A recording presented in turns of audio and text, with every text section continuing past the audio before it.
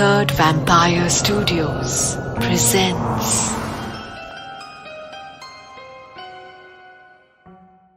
देर शाम का वक्त था। दूर दूर तक कोई भी बस्ती नहीं दिख रही थी। मुंबई की एक पहाड़ चढ़ने वालों की टोली महाराष्ट्र के वीसापुर किले पर अपना रास्ता भूल गई थी। एक समय था जब यह किला छत्रपति शिवाजी महाराज के प्रमुख किलों में से एक था। आज उन पहाड़ चढ़ने वालों यानी ट्रैकर्स की टोली में 6 लोग थे। उनमें से सबसे छोटा पीटर, जो सेकेंड ईयर बीकॉम में था और अब रोने की कगार पर था। उन सबको पता था कि 2 घंटे के अंदर अगर वो पास के गांव के एसटी स्टैंड तक नहीं पहुंचते हैं तो आखिरी स्टेट ट्रांसपोर्ट बस निकल जाएगी और उन सभी को अगली सुबह तक उसी बस स्टॉप पर भूखे प्यासे रहना पड़ेगा। उस ट्रैकिंग ग्रुप का लीडर और ऑर्गेनाइजर महादेव राणे था, जो एक 32 साल का सीनियर हॉबी ट्रैकर था। उसे भी अब टेंशन होने लगी थी, क्योंकि उसके पास एक ही टॉर्च थी और वो 5 उसकी जिम्मेदारी थे। महादेव ने 5 को एक जगह पर बिठा दिया था और खुद आगे रास्ते का मुआयना करने गया था। हालांकि उस पहाड़ पर कोई रास्ता नहीं था, बस उतार चढ़ाव ही थे। पर महादेव को ब्लॉग्स पढ़कर विसापुर किले का अच्छा अंदाजा आ गया था और उसके साथ जुड़े खतरों का भी। इसीलिए वो अकेला ही आगे निकल पड़ा। और तो और वो अमावस्या की रात थी, इसीलिए चांद से भी कोई रोशनी की उम्मीद नहीं थी। चलते चलते महादेव अचानक फिसल गया और गिर गया। वो कुछ आगे घिसटता हुआ गया। उसकी धुंधली टॉर्च, जिसकी बैटरी लगभग खत्म हो गई थी, अब जमीन पर गिर गई थी। अचानक जमीन पर गिरे हुए महादेव को एहसास हुआ कि उसके दोनों जूते हवा में हैं। उसने अपने 15 इंच के डोलों वाले मजबूत बाजुओं से जमीन पर जबरदस्त प्रेशर लगाया और खुद को आगे फिसलने से रोका। फिर वो अपने हाथों के बल पर और पीछे चला गया। उसे अपनी गिरी हुई टॉर्च दिखी।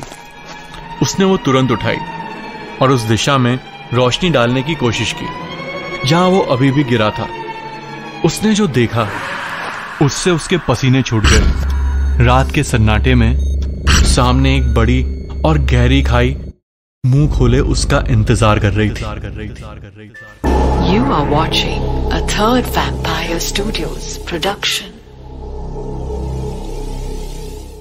उस भयंकर खाई को देखकर महादेव ने झट से 5 कदम पीछे लिए।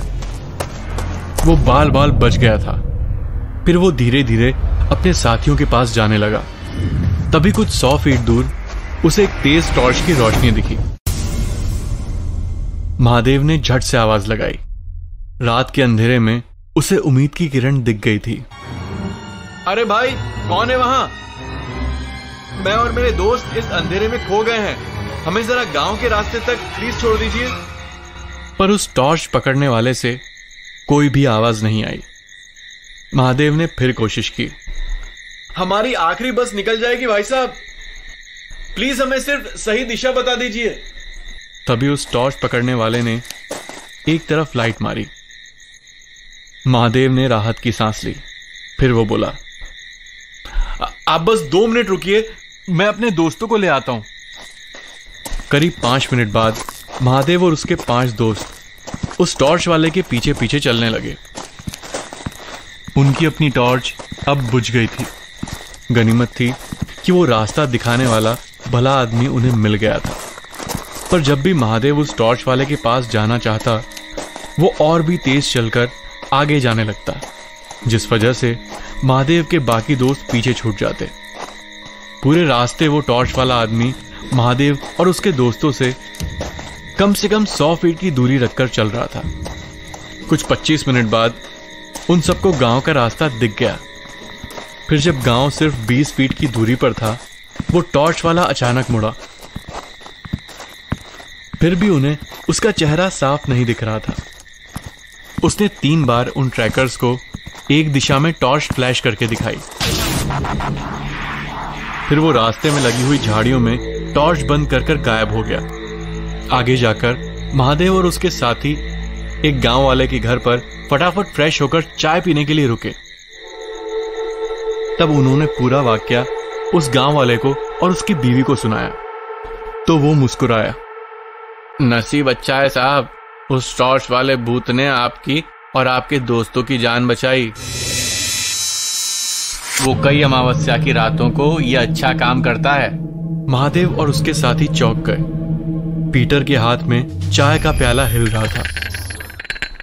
अंकल, आपने अभी अभी उसे टॉर्च वाला भूत कहा?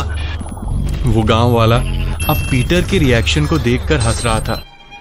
हाँ बेटा, आपने सही सुना। ये उस आदमी का भूत है जो कुछ सालों पहले ऊपर की खाई में गिर के ऐसे ही अमावस्या की रात को फिसल कर अपनी जान गंवा बैठा था। Hit like and subscribe to our YouTube channel. You will, won't you?